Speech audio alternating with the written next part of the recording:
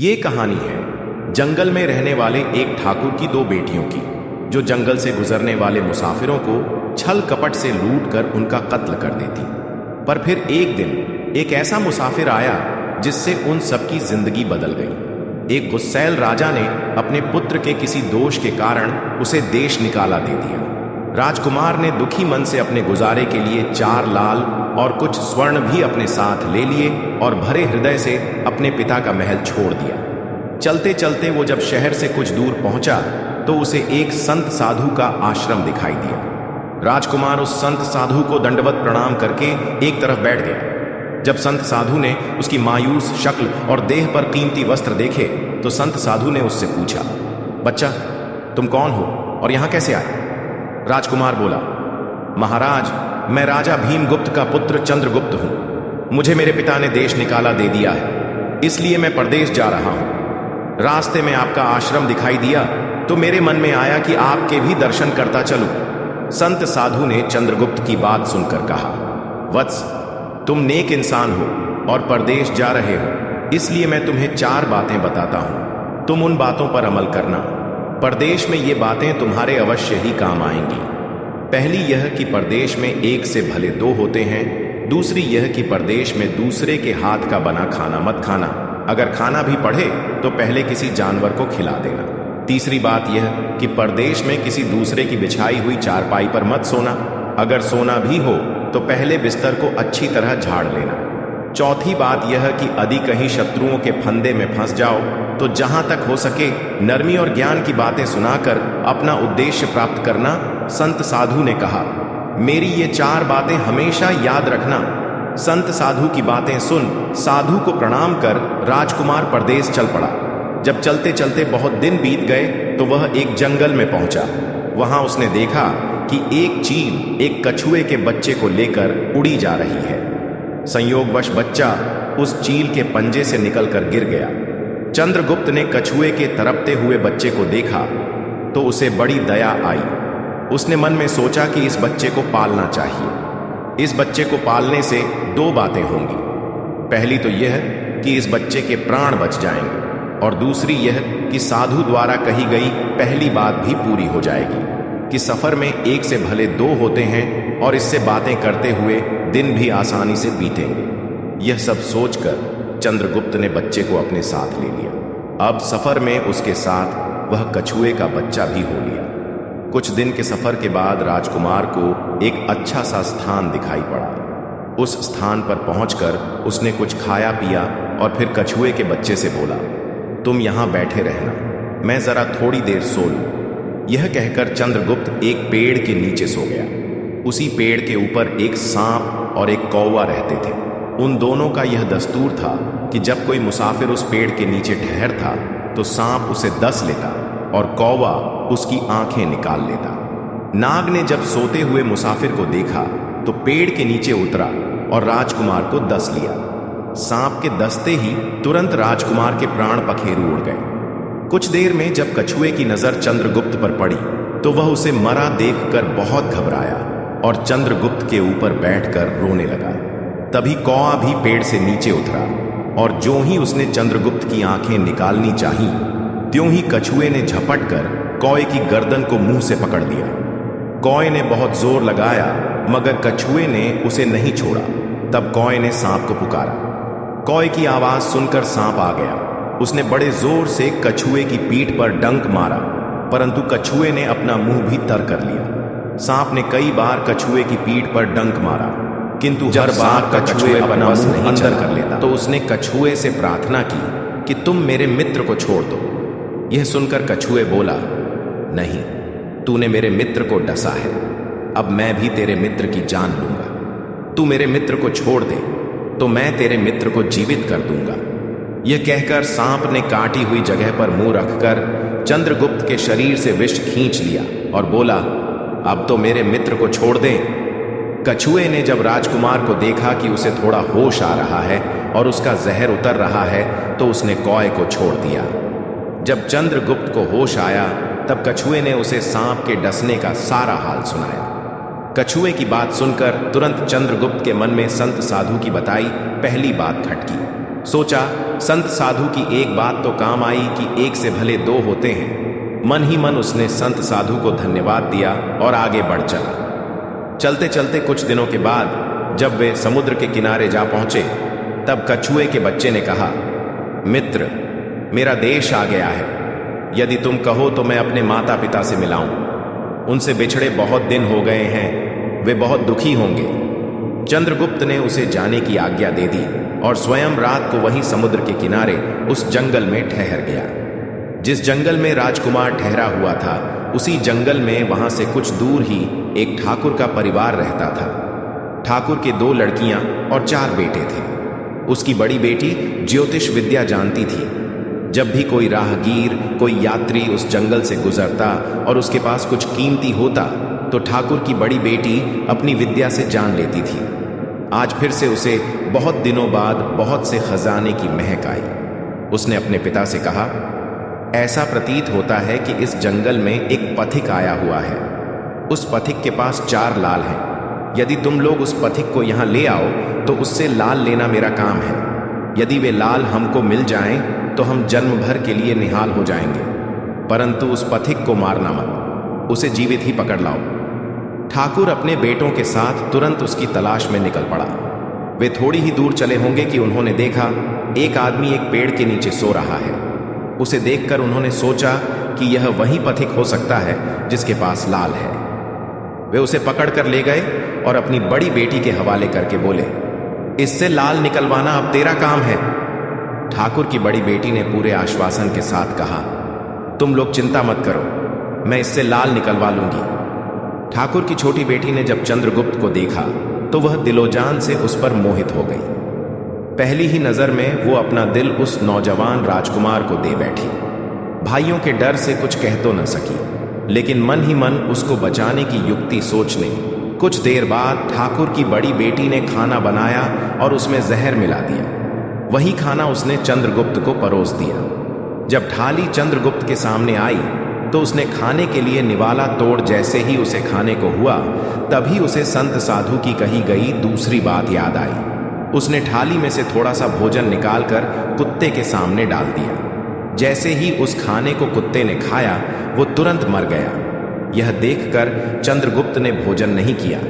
उसने अपने मन में सोचा कि संत साधु की दूसरी बात भी काम आई। अपनी इस चाल को असफल होते देखकर ठाकुर की बड़ी बेटी को गुस्सा तो बहुत आया, पर वो अपने गुस्से को अंदर ही अंदर पी गई। उसने चंद्रगुप्त के सोने के लिए पलंग तैयार कराया और उससे कहा, जाओ, पथिक ऊपर के कमरे में तुम्हारे लिए पलंग तैयार करवा दिया है, अब तुम आराम करो। कई दिनों की सफर की यात्रा के कारण थका हुआ राजकुमार जब ऊपर आया तो उसे बढ़िया धुली हुई चादर पलंग पर बिछी हुई दिखाई दी। सोचा, जो हुआ सो हुआ। कई दिनों के बाद चैन की नींद तो सोने को मिलेगी। वो जैसी ही पलंग पर बैठने को हुआ तो उसे संत साधु की तीसरी बात याद आई कि परदेश में हमेशा बिस्तर को झाड़ कर सोना। जैसे ही उसने बिस्तर को झाड़ा तो उसके होश उड़ गए। वो बिस्तर एक कच्चे सूत से तैयार किया गया था, जिसके नीचे आग का कुआं था। चंद्रगुप्त ने देखा कुएं के अंदर बड़े बड़े आग के अंगार धधक रहे हैं। सोचा, संत साधु की तीसरी बात भी काम आई। उसने एक बार फिर मन ही मन संत साधु का धन्यवाद और पास पड़ी एक टूटी हुई चारपाई पर लेट गया। थोड़ी देर पहले जो राजकुमार चैन की नींद लेने की सोच रहा था, अब नींद उसकी आंखों से कोसों दूर थी। अब तो उसे अपनी जान के लाले पड़े थे। सोचने लगा, आज की रात बचना बहुत मैं तुम्हें साफ बचा लूंगी। इतना कहकर ठाकुर की छोटी बेटी चली गई। जब सब लोग खाना खा चुके तो थक की बड़ी बेटी ऊपर बने कमरे में चली। सोचा, अब तक तो पथिक जलकर राख बन चुका होगा, पर जैसे ही वो कमरे के अंदर आई और देखा कि पथिक तो बिल्कुल सही सलामत टूटी हुई चारपाई पर लेटा हुआ है, तो उसके क्रोध की कोई सीमा न रही। तुरंत उसने कटार निकाली और क्रोध से बोली, हे पथिक, या तो अपने 4 लाल मुझे अभी के अभी दे दे, वरना मैं तुझको मार डालूंगी। उसी समय चंद्रगुप्त को संत साधु की चौथी बात याद आई कि कहीं शत्रुओं के फंदे में फंस जाओ तो जहां तक हो सके नरमी और ज्ञान की बातें सुनाकर अपना उद्देश्य प्राप्त करना। उसने सोचा कि आज रात बचना मुश्किल है, पर संत साधु की चौथी बात भी आजमानी चाहिए। चंद्रगुप्त ने यह सब सोचकर लड़की से कहा, मेरे पास लाल नहीं है। यदि तू मुझको मारेगी तो वैसे ही पछताएगी जैसे वंजारा अपने कुत्ते को मारकर पछताया था। लड़की गुस्से में बोली, कौन वंजारा और कौन सा कुत्ता? क्या बक रहे हो तुम? तब राजकुमार बोला, तुम नहीं जानती तो सुनो लड़की। एक वंजारा था जिसने एक कुत्ता पाल रखा था। वो कुत्ता बहुत समझदार था, जिसे वंजारा अपनी औलाद से भी ज्यादा प्यार करता था। एक समय ऐसा आया कि एक कातक नाम की भयंकर बीमारी के चलते वंजारे का सारा परिवार उस बीमारी की भेंट चढ़ गया और वंजारे की करोड़ों की संपत्ति भी बिक गई। दुखी वंजारा अपने कुत्ते को लेकर पेट में एक साहूकार के पास जाता है और साहूकार को 15,000 के बदले अपना कुत्ता गिरवी रखने को बोलता है। उस समय 15,000 एक बहुत बड़ी रकम होती थी। पहले तो साहूकार ने वंजारा को मना कर दिया, पर फिर कुछ सोचकर उसने वंजारे को 15,000 दिए। कुछ समय बाँचा था, एक रात साहूकार के घर में डाकू घुस गए। वंजारा का कुत्ता सब देख रहा था। सोचा, भौंकूंगा तो परिवार के सब लोग उड़ जाएंगे और ये डाकू उनका भी कत्ल कर देंगे। वो चुपचाप बस उनको देखता रहा। दिन भी निकलने के करीब हो चला था। डाकू ने सोच विचार कर उस धन को एक तालाब के अंदर छिपा दिया। सोचा बाद में आराम से निकाल ले जाएंगे। कुत्ता डाकूनों की सब करामात देख चुपचाप वापस घर चला गया। सुबह हुई तो साहूकार के घर कोहराम मच गया। पता चला कि चोर सारा धन निकाल दे गए। साहूकार का रो रो कर बुरा हाल था। आसपास के लोग उसे दिलासा दे रहे थे। साहूकार ने रोते रोते कहा, मैंने सुना था वंजारे का कुत्ता बहुत समझदार है, पर यह नमक हराम तो एक बार भौंका तक नहीं। तभी वंजारे का कुत्ता उस साहूकार की धोती पकड़कर खींचने लगा। कुत्ते की हरकत देख पास खड़े एक समझदार व्यक्ति ने साहूकार से कहा, साहूकार जी, ये कुत्ता कुछ कहना चाहता है, हमें इसकी सुननी चाहिए। और सभी लोग कुत्ते के पीछे पीछे हो लिए। सबको लेकर कुत्ता उसी तालाब के पास पहुंच गया जहां रात को डाकुओं ने सारा धन छिपाया था, और तालाब में घुसकर अशर्फियों से भरी थैली अपने मुंह में दबाकर बाहर आया। तुरंत साहूकार के नौकर उस तालाब में कूद गए और चोरी किया हुआ सारा धन बरामद कर लिया। सब देख साहूकार आंखों में अश्रु लिए कुत्ते से कहता है, मुझे माफ कर देना, मैंने तुम्हें बहुत बुरा भला कहा। साहूकार ने वही कागज मंगवाया और वंजारे के नाम चिट्ठी लिखी, भाई वंजारे, तेरे कुत्ते ने मेरे 15,000 पूरे कर दिए। मैं तेरे कुत्ते को तेरे पास भेज रहा हूं। अगर तुझे और भी 10, 20, 50,000 की जरूरत हो तो मेरे पास आकर ले जाना। इतने समझदार कुत्ते को मेरे पास छोड़ने के लिए तहे दिल से तुम्हारा धन्यवाद। साहूकार चिट्ठी कुत्ते के गले में टांग उसे नम आंखों से विदाई देता है। कुत्ता घूमता घूमता जब 4-5 दिन बाद वंजारे के पास पहुंचता है तो कुत्ते को आता देख वंजारे के तन बदन में आग लग जाती है। कहता है, मैं तुझे साहूकार के पास गिरवी रखकर आया था और तू वहां से भाग आया। तूने मेरी बेइज्जती करवा दी। गुस्से में अंधा हुआ वंजारा तुरंत पिस्तौल निकाल कुत्ते को गोली मार देता है और सिर पकड़कर वहीं बैठ जाता है।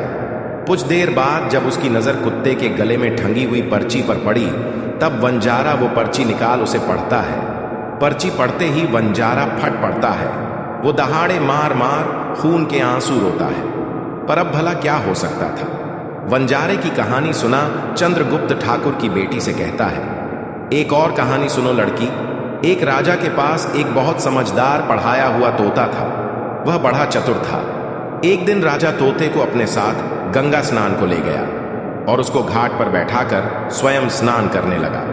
तभी तोते की नजर अमरफल पर पड़ी, जो पास ही नदी में बहता हुआ आगे बढ़ा जा रहा था।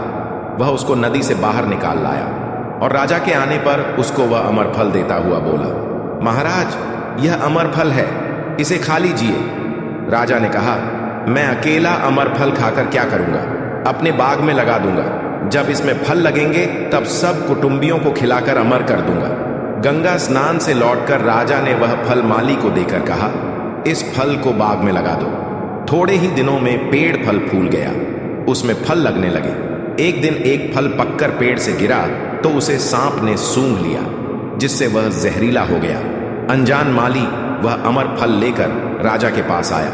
राजा फल को देखकर बहुत खुश हुआ और कुछ सोचकर वह फल पहले कुत्ते को खाने को दिया, क्योंकि राजा बड़ा नीतिवादी और विचारवान था। वह जानता था कि बिना सोचे समझे किसी भी वस्तु को खाना ठीक नहीं होता। राजा ने जो ही वह फल कुत्ते को खिलाया, यह देखकर राजा ने क्रोधित होकर अपने टोटे से कहा, बेवान तोते, तू हमें जहर देकर मारना चाहता था। यह कहकर राजा ने क्रोध में आकर टोटे को मार डाला और माली से कहा, इस पेड़र के चारों ओर घेरा डाल दो, जिससे कोई इसका फल न खा सके। एक दिन उसी शहर में एक सास बहू में भीषण लड़ाई हुई। बुढ़िया घर से निकलकर कहने लगी, आज मैं राजा के बाग में जाकर जहर वाला फल खा लूंगी। ये कहकर वह बाग में आई और जैसे ही उसने फल तोड़कर खाया तो वह 16 वर्ष की युवती बन गई। जब राजा को यह समाचार मिला तो उसे सारा माजरा समझते देर न लगी। राजा को बड़ा दुख हुआ। वह कहने लगा, वास्तव में यह अमर फल ही है। मैंने व्यर्थ ही इतने समझदार टोटे को मार डाला। इतनी दास्तान कहते कहते सवेरा हो गया। तब ठाकुर की बेटी ने चंद्रगुप्त से कहा, आज तो तूने मुझे बातों में लगाकर अपनी जान बचा ली, परंतु आज रात मेरी छोटी बहन की बारी है। वो तुझे हरगिज जीवित न छोड़ेगी। जब ठाकुर की छोटी बेटी को पता चला कि चंद्रगुप्त जिंदा और बिल्कुल सही सलामत है तो उसकी खुशी का ठिकाना न रहा।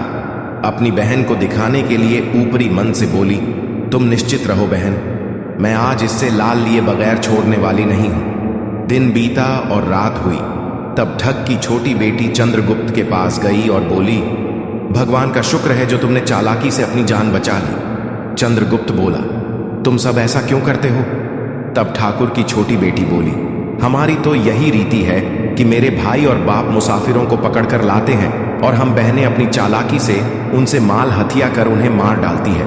फिर वह बोली, पर तुम चिंता मत करो, अब मेरी बारी है और मैं तो दिलो जान से तुम्हारी दासी हूं। तुम्हें जैसा समझ पड़े वैसा ही करो।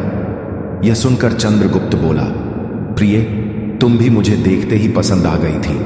दिल करता है कि हर पल तुम्हारे पास ही रहूं। तुम अपनी बड़ी बहन की तरह नहीं हो। तुम एक नेक दिल औरत हो। तुमसे मेरा कुछ भी छिपा हुआ। उसकी बात सुनकर ठाकुर की बेटी ने कहा, तुम कहते हो कि मुझसे कुछ भी छिपा नहीं है, तो फिर वे लाल कहाँ हैं? चंद्रगुप्त ने कहा, वो चारों लाल मेरी जांघ में है। अगर तुम निकालना चाहो तो निकाल लो।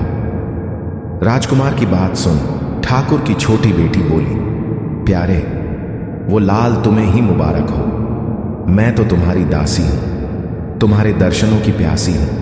मुझे तुम्हारे सिवाय और कुछ नहीं चाहिए। ये सुन चंद्रगुप्त बोला, जो कुछ तुमने कहा है वह तो सब ठीक है, लेकिन ये प्यार और प्रेम की बातें सब धर ही रह जाएंगी जब हमारे शरीर में प्राण ही नहीं रहेंगे।